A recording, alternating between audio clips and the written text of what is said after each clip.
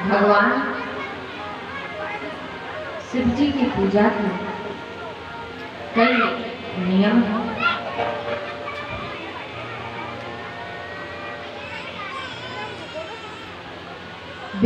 पुष्प, जल की धारा, इनका भी अपना अपना महत्व है।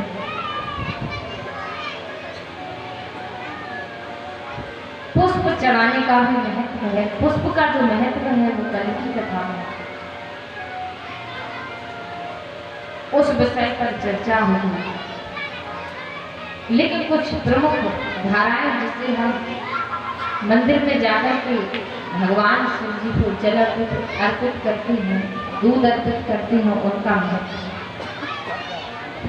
जो व्यक्ति से महापुराण की कथा कहती है, ग्रंथ कहता है कि जो व्यक्ति, ये कोई हमारी अपनी बनाई हुई बात नहीं, जो अध्ययन में जो लिखा है वही हम आपको बताते हैं।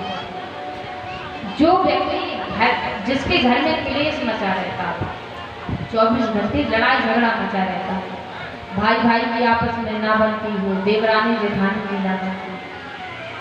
अच्छा एक बात बताओ, देवरानी का जो देवताओं के घर से आई हो वो देवरानी। अच्छा आप मानते हैं कि नहीं? अच्छा ये बहुत बड़ा विषय है। एक बात बताओ, जेठानी ने कभी माना कि देवरानी देवताओं के घर से आई? देवों के घर की जो रानी हो वो हमारी देवरानी। अब सोच लेना, कभी झगड़ना मत। देवरानी देवों के घर से आई है।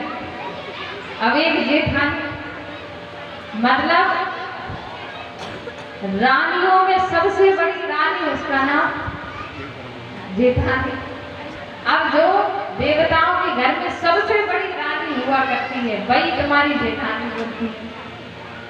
अब देवरानी जेठानी को कभी लड़ना ही नहीं चाहिए। ये महाराज ये हो नहीं सकता, ऐसा हो जाता है। किसी के घर में होता हो जो देवरानी जेठानी ना बढ़ती,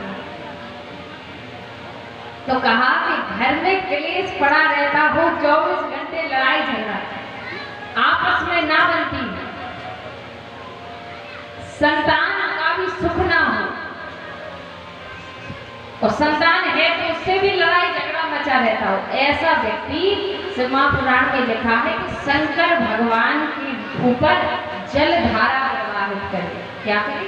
जल धारा। नित्य प्रतिदिन जाए, एक लोटा जल लेकर और शंकर भगवान को अर्पित करे, तो उस घर में कभी, अब ये तो नहीं कह सकते कभी नहीं होगा, अब जानबूझ के करे महाराज, लेकिन हाँ अगर बिन कारण होता है, बिन कारण ना चाहते हुए भी, तो उसमें सुधार आएगा, कुछ लाभ प्राप्त होगा। अब ये नहीं महाराज की एक लोटा जल चढ़ा कर आए और घर में प्रवेश करते ही आक्रमण कर दिया, तो शंकर भगवान उसमें कुछ नहीं कर सकते। लेकिन अगर बिन कारण झगड़ा होता, दोनों नहीं चाहते, ना देवरानी ना जेठानी ना भाई आपस में चाहते झगड़ा है हो, लेकिन फिर भी होता है, तो जल धारा से कुछ लाभ होगा। लेकिन अगर आप ना चाहें, अब मान लीजिए मन की धारा प्रवाहित होना बंद नहीं हो रही, तो शंकर भगवान पे जल चलाते जा रहे हैं, तो उसका भी कोई प्रभाव नहीं होगा।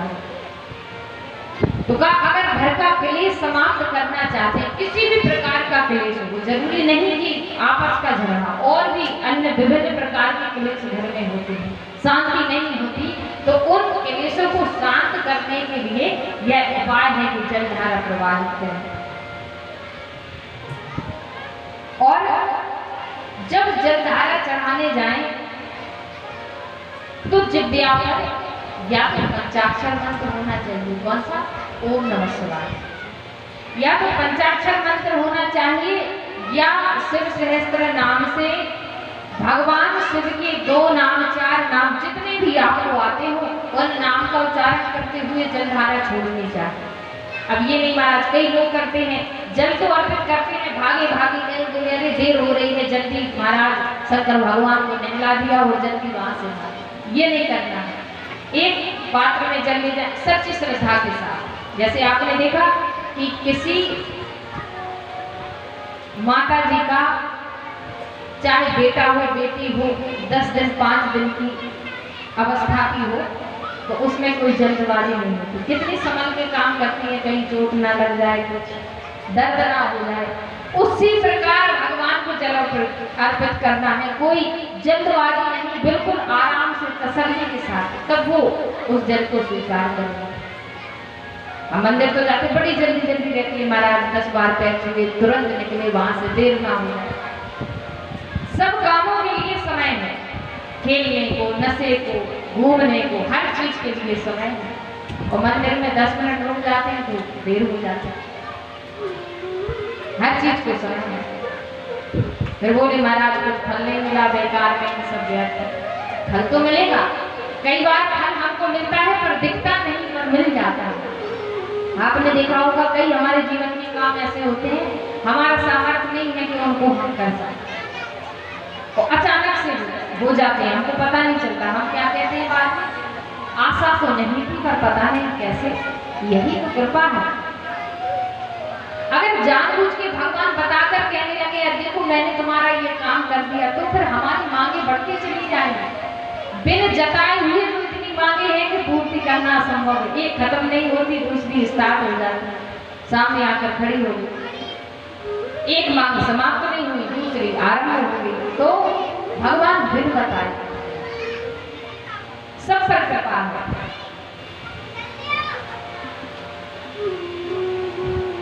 हर व्यक्ति दुनिया में अपने हाल में प्रसन्न है। जिनके बच्चों के माता पिता हैं उनका भी जीवन है, और जिनके माता पिता नहीं है तो क्या उनका जीवन नहीं होता? उनका भी होता है, उनका भी किस्मत भाग्य कहीं ना कहीं जुड़ा हुआ है, उनका भी होता है। तो कहा कि घर का क्लेश समाप्त करना है तो जल की धारा समर्पित करें।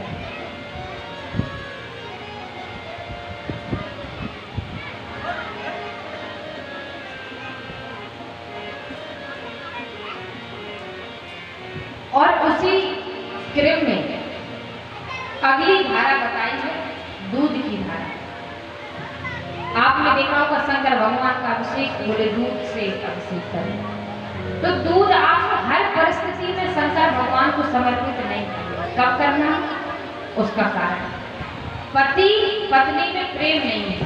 सिर्फ महापुराण में बताया गया कि पति पत्नी में अगर प्रेम नहीं है तो पत्नी दूध की धारा प्रवाहित करे। तो जो आपके अंदर जो मन मुटाव है, प्रेम भाव नहीं है आपस में, अच्छा जीवन में विवाह नहीं हो रहा, गृहस्थी नहीं बसी, तो भी अशांति। और विवाह हो गया और आपस में बनती नहीं तो बहुत बड़ी अशांति। उससे अच्छा तो विवाह होना। और विवाह हो गया और पति पत्नी की बनती नहीं महाराज, तो जीते जी जीवन नरक है।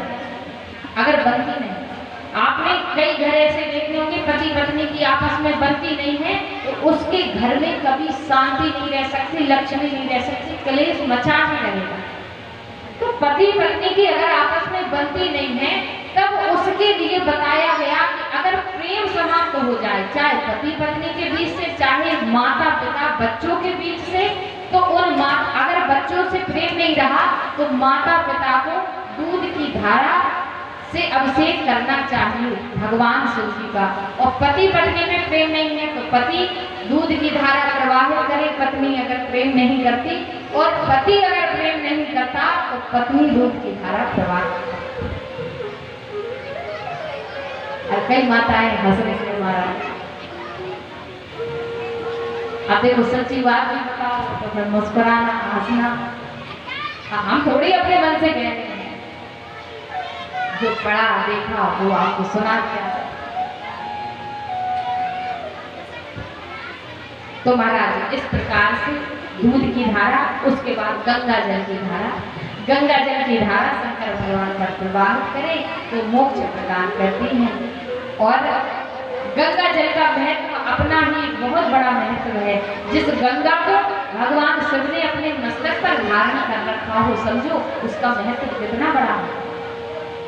एक प्रकार से माता पार्वती से भी ज्यादा सम्मान भगवान शिव जी ने माता गंगा को दे रखा है, क्योंकि पार्वती माता को तो अपने बगल में अंग के निकट बिठाते हैं, लेकिन माता गंगा को सर पर बिठाते हैं। पत्नी कितनी भी प्यारी क्यों ना हो, पत्नी कहते सर पर बिठा लो, अब बिठा ले हमारे नहीं बिठा देते। आपस में बहुत प्रेम है, लेकिन पत्नी को सर पर नहीं उठा सकते। क्यों? जरा सी अगर पत्नी बात ना माने तो पति क्या कहता है, अरे मेरा ही कारण है जो तुम सर पर चढ़ती हो, बात ना समझ तो सर पर बिठाना तो समझो उस व्यक्ति को कितना सम्मान दिया होगा जिसको भोले बाबा सर पर धारण किए। तो गंगा जल से शंकर भगवान बहुत प्रसन्न रहते हैं। गंगा जल से अगर कोई धारा प्रवाहित करे तो मोक्ष प्रदान करते हैं। क्या करते हैं? मोक्ष प्रदान। अब जिसको जो आवश्यकता है अपने अनुसार, तो अब ये नहीं महाराज की एक दिन दूध, एक दिन गंगा जल, एक दिन जल, ये सब नहीं करना। जिस विशेष वस्तु की आपको आवश्यकता है उसका प्रयोग करें। और अगर कोई भयंकर बीमारी है, बहुत भयंकर बीमारी है, कोई कष्ट है, तो फिर एक लोटा जल ले जाएं और शंकर भगवान पर धारा प्रवाहित करें और महामृत्युंजय मंत्र का उच्चारण करें, उससे आपके स्वास्थ्य में सुधार हो।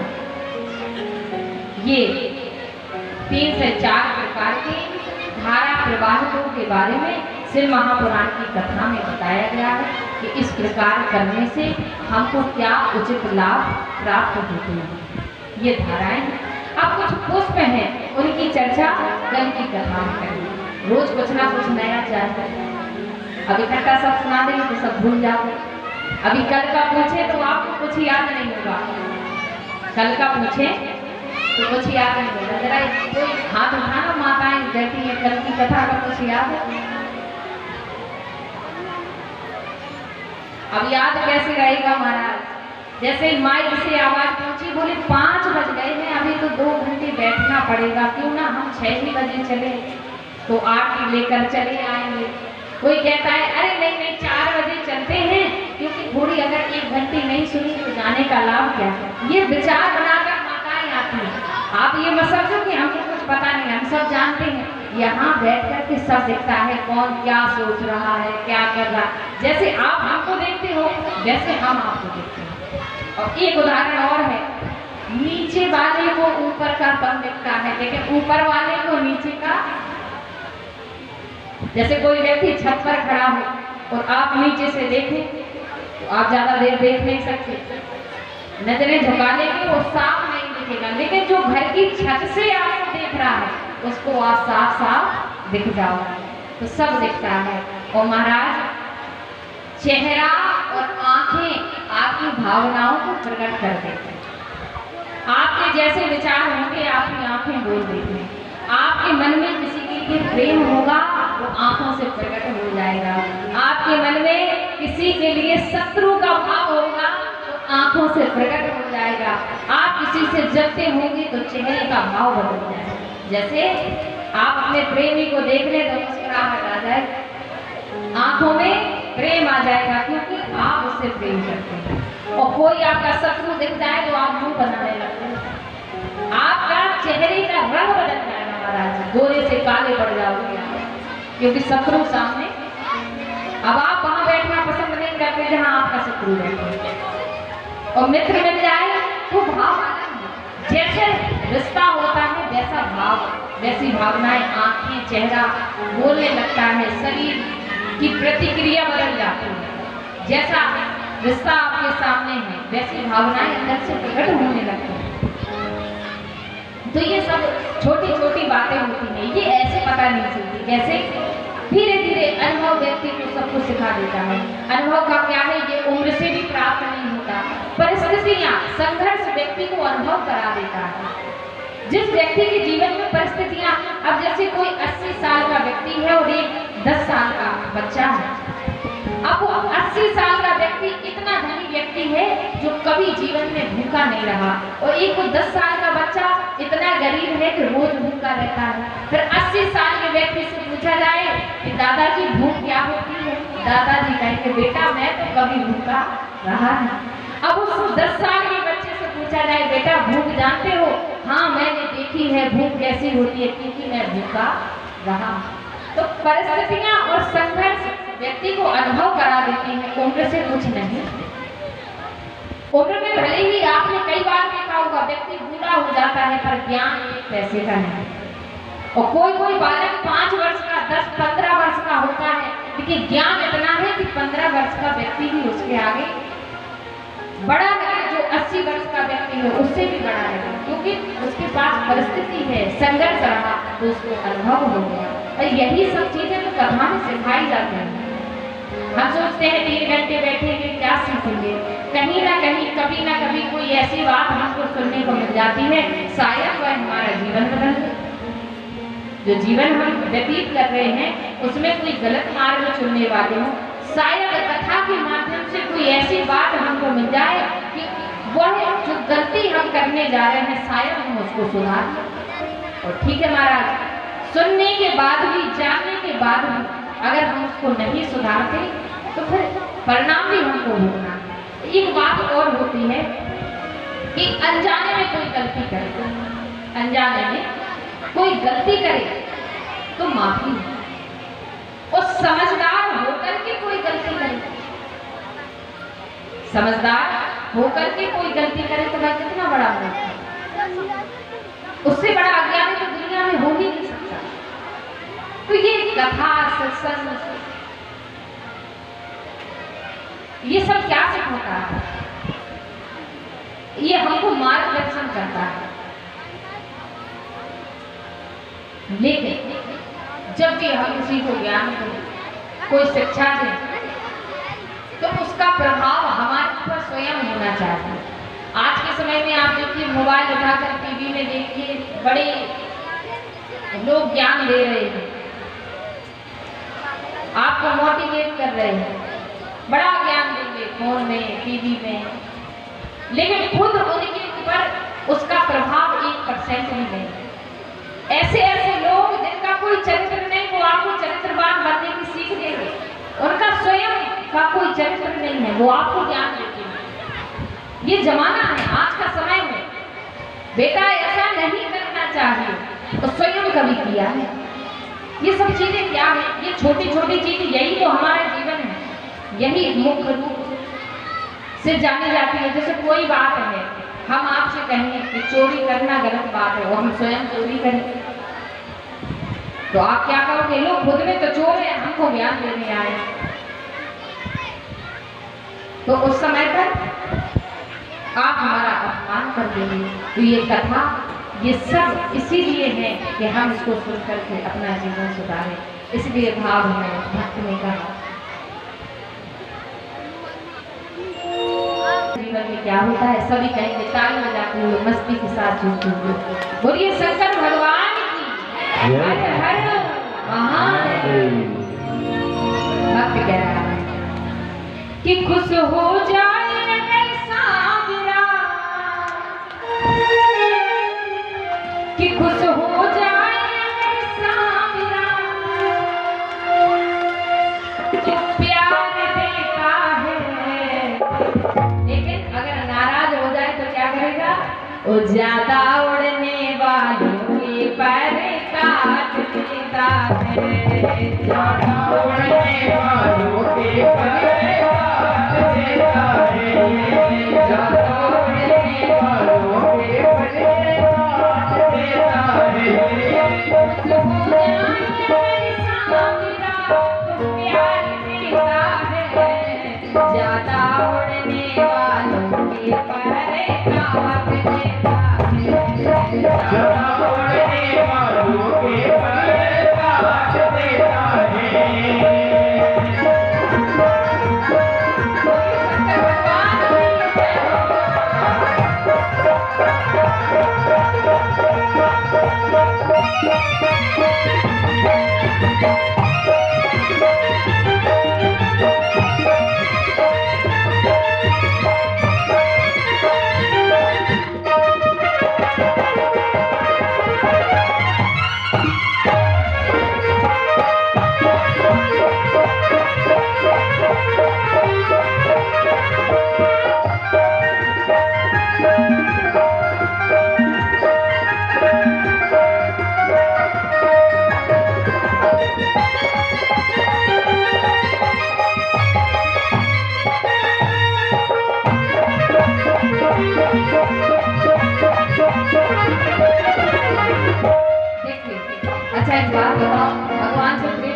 देखो जरा खाना तो नाचते क्यों नहीं थे? अगर प्रेम है तो नाचो। देखो ऐसा है, खड़ा हम इसलिए नहीं करते कि सिर्फ वो खड़े हो जिनको नाचना। अब कुछ तो बेकार में खड़े हो जाते हैं तो उनका कोई काम नहीं, तो जो नाचे वो ही खड़ा हो। तो जाता उड़ने वालों के पर का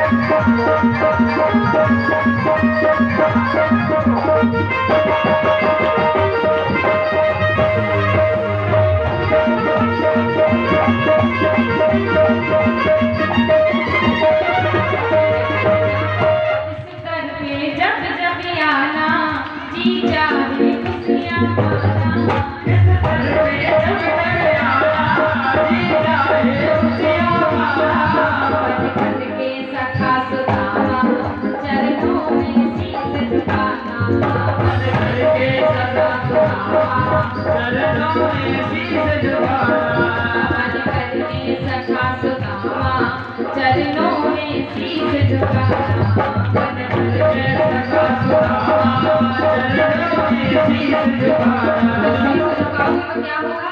ये घड़ी आंगन हो, ये घड़ी आंगन को धन दौलत से बांट देता है। जरा उड़ने वालों के पर काट देता है। जरा उड़ने वालों के पर काट देता है। जरा उड़ने वालों के पर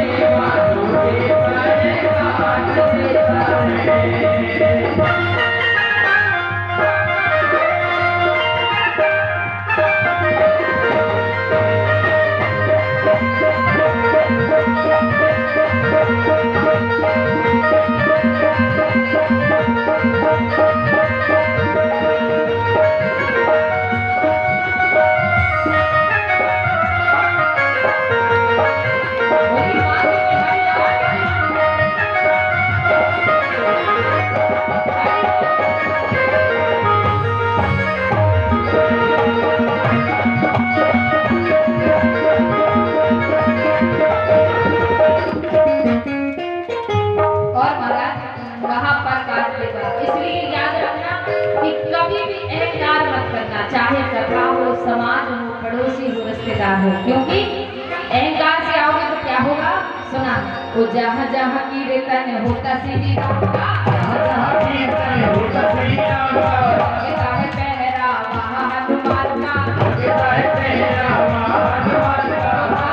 देखो इस भाई है माना,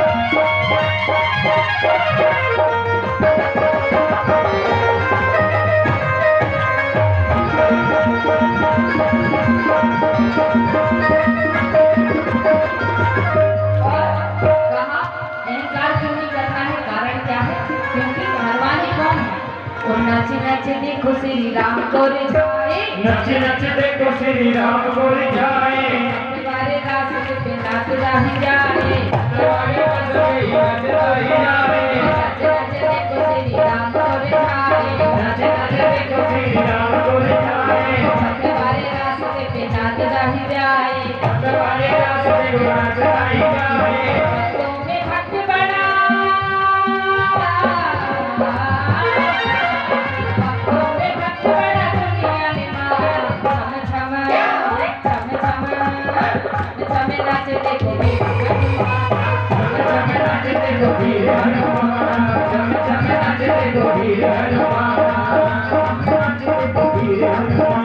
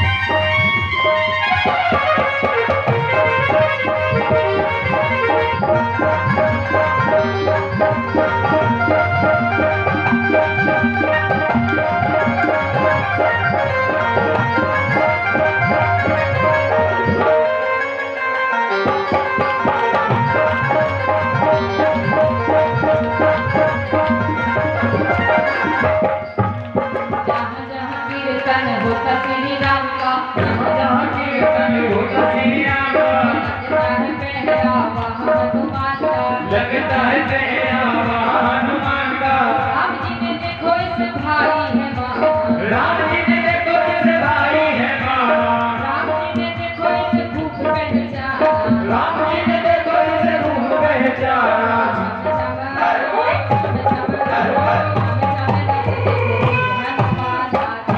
नाच देखो वीर हनुमान, नाच देखो वीर हनुमान, नाच देखो वीर हनुमान। और इसलिए होता क्या है, ज्यादा उड़ने वालों की मैंने काट देता है, ज्यादा उड़ने वालों की मैंने काट देता है, हो जाए अगर साबिरा, क्या होता है, उठा के दोनों हाथ ताली बजाते हुए जोर सभी लोग खड़े हो जाओ, अपने खड़े हो जाओ, नाचते हुए मस्ती के साथ सभी लोग कहेंगे ताली बजाते हुए, खुद हो जाए अगर साबिरा तो प्यार देता है, ज्यादा उड़ने वालों की परी काट देता है, उड़ने वालों की मैंने काट देता है, ज्यादा उड़ने वालों की मैंने काट देता है, ज्यादा उड़ने वालों की मैंने काट देता है, ज्यादा उड़ने वालों की परी काट देता है, ज्यादा उड़ने वालों की मैंने काट देता है, काट देता है, पर काट देता है, पर काट देता है, पर काट देता है।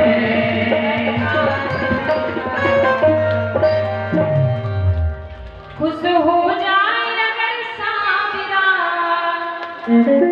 तो प्यार देता है, और ज्यादा उड़ने वालों ने